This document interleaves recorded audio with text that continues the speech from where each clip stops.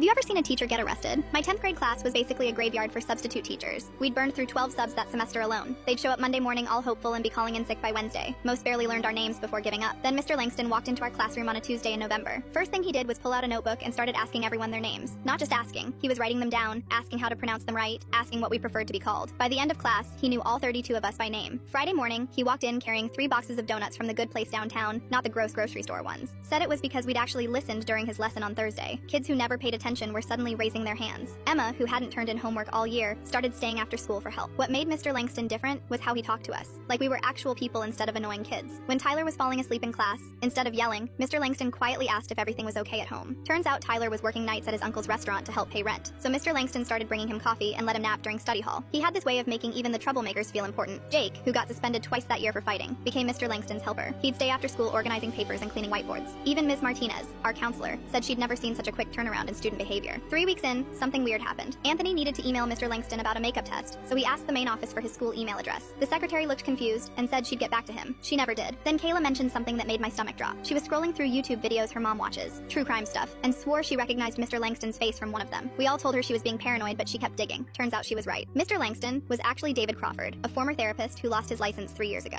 Not for anything involving kids, but for falsifying documents, lying under oath, and improperly prescribing medications to adult patients. He wasn't legally allowed to work in education anymore. Somehow he'd forged teaching credentials, created a fake ID, and slipped into our district's substitute pool. No background check caught it because he was using a completely different name. When the school found out, they went into full panic mode. But word spreads fast in high school. By lunch, everyone knew. Instead of being scared or angry, we were just confused. Because Mr. Langston had never done anything wrong with us. No weird comments, no inappropriate behavior, nothing creepy at all. He'd literally helped kids with depression and anxiety feel better about themselves. The police showed up during 6th period. We watched from our classroom windows as they walked Mr. Langston to their car in handcuffs. He didn't fight it or make excuses. Before getting in the police car, he looked up at our classroom window and nodded at us. Here's the crazy part. At his court hearing 2 months later, 16 kids from our class showed up to speak for him. We told the judge how he'd helped us, how he'd made us feel like we mattered. Tyler said Mr. Langston was the first teacher who'd ever cared enough to ask why he was tired. The judge still sentenced him to 18 months, but a local law firm heard about the case and offered him a job doing clerical work when he got out. And because of a recommendation letter Mr. Langston wrote before his arrest, Emma got a full scholarship to community college. We never saw him teach again, but somehow a fake teacher ended up being more real than any of the actual ones we'd had.